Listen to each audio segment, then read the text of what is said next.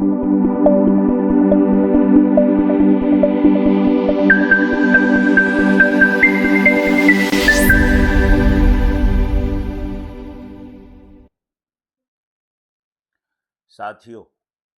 मैं रामाज्ञा शशिधर संकेतक चैनल पर आपका अभिवादन करता हूं। आज एक बहुत ही खूबसूरत कविता आपको सुनाने जा रहा हूं। यह श्रृंखला लगातार चलेगी। राष्ट्र कवि रामधारी सिंह दिनकर को कौन नहीं जानता है। मेरे तो वे खास आत्मीय हैं। आज मैं जनतंत्र का जन्म कविता आपके सामने रख रहा हूं।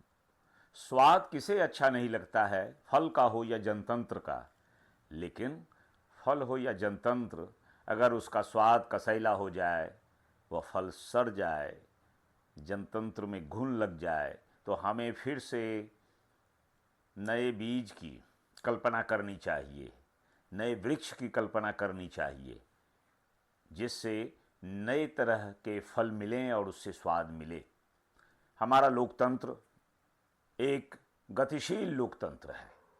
वह एक चलता फिरता लोकतंत्र है। वह एक ऐसा लोकतंत्र है जिसकी सांस, जिसकी धड़कन हमेशा चलती रहती है। और आज जहां वह पहुंच गया है, अब परिपक्व होने जा रहा है। लेकिन अंग्रेजों के शासन के बाद देश आज़ाद हुआ और आज़ादी की पहली वर्षगांठ कैसी थी, यह आज की पीढ़ी के लिए एक जादू भरा इतिहास हो सकता है। लेकिन कवियों ने, लेखकों ने, स्वतंत्रता संग्राम के सिपाहियों ने कितने संघर्ष किए उस लोकतंत्र के लिए। जनतंत्र कविता में वो सारी चीज़ें आती हैं। 26 जनवरी 1950 हमारा पहला गणतंत्र था और पहली बार यह देश गणतंत्र का ऐसा स्वाद चख रहा था जिसमें नेहरू, बाबा भीमराव अंबेडकर और तमाम लोगों के द्वारा दुनिया की सबसे प्यारी और गहरे लोकतंत्र में विश्वास करने वाली जनता के लिए तैयार किया गया था। और दिनकर नेहरू के राज्य को देखते हैं और इस तरह से उस राज्य का एक क्रिटिसिज्म पेश करते हैं। अभी आरंभ नहीं हुआ है देश का राज्य और उसकी व्यवस्था, लेकिन नेहरू एक क्रिटिसिज्म के लिए तैयार भी हैं। दिनकर जनतंत्र का जन्म कविता में बहुत शानदार ढंग से जनता की वकालत करते हैं। जनतंत्र में जन शब्द ही महत्वपूर्ण है, नेता शब्द नहीं है उसमें। आज जहां जनतंत्र पहुंचा है वह लगभग नेता तंत्र में बदल गया है। जनता की कीमत बहुत कमज़ोर हो गई है, जनता का बोध भी कमज़ोर हुआ है लोकतंत्र को लेकर। तो हम 140 करोड़ जनता के लिए दिनकर की यह कविता आपके सामने रखेंगे तो यह प्रेरणा का काम भी करेगी और आनंद भी देगी। कविता इस तरह से है।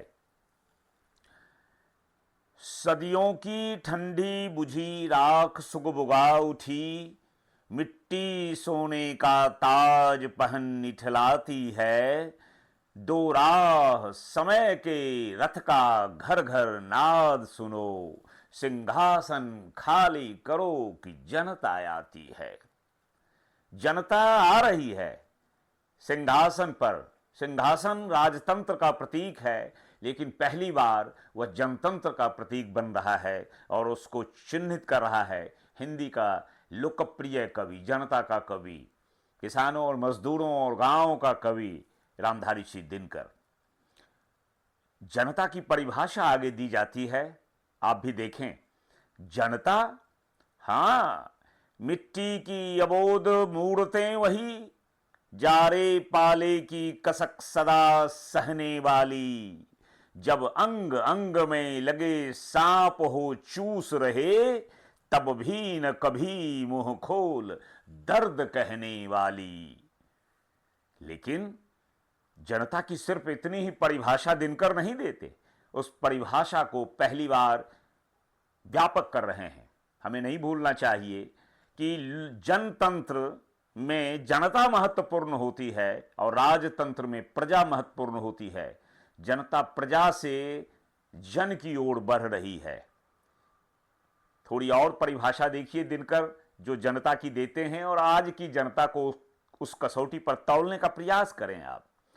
जनता, हां, लंबी बड़ी जीभ की वही कसम, जनता सचमुच ही बड़ी वेदना सहती है, सो ठीक, मगर आखिर इस पर जनमत क्या है प्रश्न गूढ़, जनता इस पर क्या कहती है।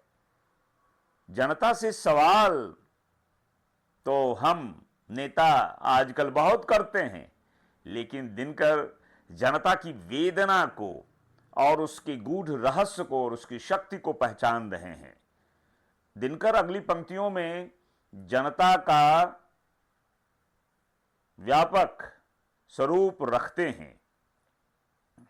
मानो जनता हो फूल जिसे एहसास नहीं, जब चाहो तभी उतार सजा लो दोनों में, अथवा कोई दुदुमही जिसे बहलाने के जंतर मंतर सीमित हो चार खिलौनों में। लेकिन होता भूडोल बवंडर उठते हैं, जनता जब कोपाकुल हो भ्रकुटी चढ़ाती है। दोरा समय के रथ का घर घर नाद सुनो, सिंहासन खाली करो कि जनता आती है।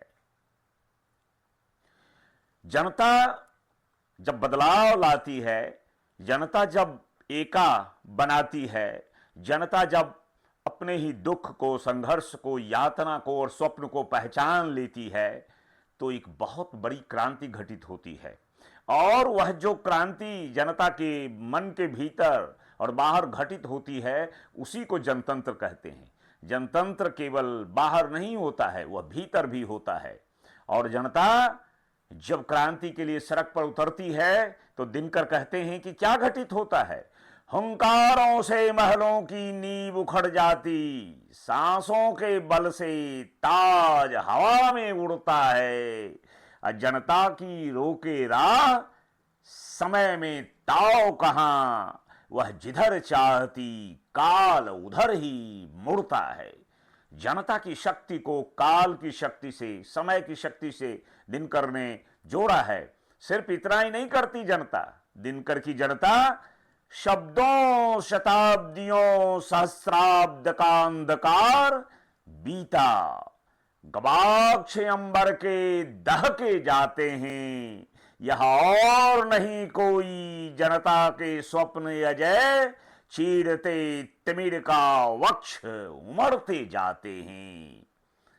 दिनकर सिर्फ यही नहीं रुकते, वे जनता की विराट प्रतिमा की कल्पना करते हैं। जैसी कल्पना इकबाल के यहां है, जैसी कल्पना नजरुल इस्लाम के यहां है, जैसी कल्पना सुब्रमण्यम भारती के यहां है, और जिस कल्पना का बीज रविंद्र की कविता में दिखाई देता है। सबसे विराट जनतंत्र जगत का आ पहुंचा, 33 कोटि हित सिंहासन तैयार करो। अभिषेक आज राजा का नहीं प्रजा का है, 33 कोटि जनता के सिर पर मुकुट धरो।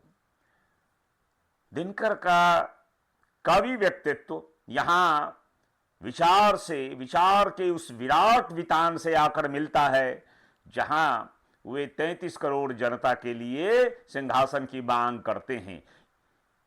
कविता, कला हमेशा व्यापकता में होती है। राजनीति को की संकीर्णता को चकनाचूर कर देने की क्षमता होती है कला में, और कविता में, उसके शब्दों में। दिनकर हर एक जन के लिए सिंहासन की खोज करते हैं।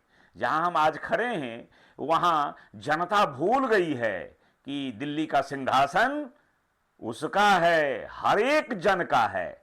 क्या हर एक जन की हिस्सेदारी उस सिंहासन में है? आप इसका मूल्यांकन कर सकते हैं और आपको इस पर सोचना चाहिए, चिंतन करना चाहिए कि क्या वह सिंहासन आपका है? आप उस सिंहासन के की शक्ति का आनंद उठा रहे हैं? उठा रहे हैं तो अच्छी बात है, नहीं उठा रहे हैं तो वह आपका है। आपको दिनकर की कविता के रास्ते पे आगे बढ़ना ही होगा। और अब राजनीति की कड़ी आलोचना अगली पंक्तियों में दिनकर कर रहे हैं। और राजनीति की ही नहीं, आज जो धर्म और राजनीति का जैसा गठबंधन बना है, जैसा पाखंड बाजार धर्म और राजनीति के गठबंधन का बन रहा है, उसको ये पंक्तियां चकनाचूर कर देती हैं।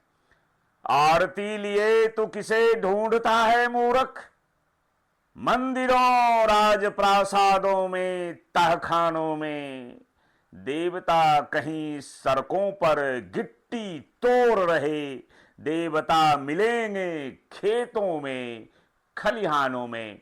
और दिनकर यहां खेत खलिहान के प्रतिनिधि, गिट्टी तोड़ने वाले मजदूर के प्रतिनिधि कवि के रूप में खड़े हो जाते हैं और सीधे सीधे मंदिर की राजनीति को वे खारिज कर देते हैं। वे तहखानों की राजनीति को, गढ़ और मठ की राजनीति को खारिज करते हैं। वे सड़क और खेत की राजनीति को आगे बढ़ाते हैं। क्या आज का लोकतंत्र, आज की राजनीति उस रास्ते पर है? क्या जनता उस रास्ते की ताकत और उसके महत्व को समझ रही है? जो लंबी लड़ाई लड़ने के बाद जो आजादी मिली थी हमें, और उससे वह स्वाद मिला था लोकतंत्र का, वह जो फल मिला था, कितना शानदार था। और दिनकर इस कविता को यहां खत्म करते हैं। फावड़े और हल राजदंड बनने को हैं, धूसरता सोने से श्रृंगार सजाती है, दो न्याय समय के रथ का घर घर नाद सुनो, सिंहासन खाली करो कि जनता आती है। इस तरह से दिनकर की कविता जनतंत्र का जन्म यहां पर खत्म होता है। और फावड़े को वे राजदंड बनाते हैं।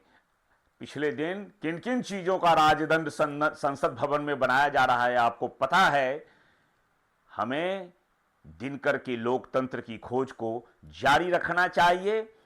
फिर हम मिलते हैं एक शानदार कविता के साथ। आप तब तक हमारे चैनल से जुड़ें और इसे आगे बढ़ाएं। बहुत बहुत धन्यवाद।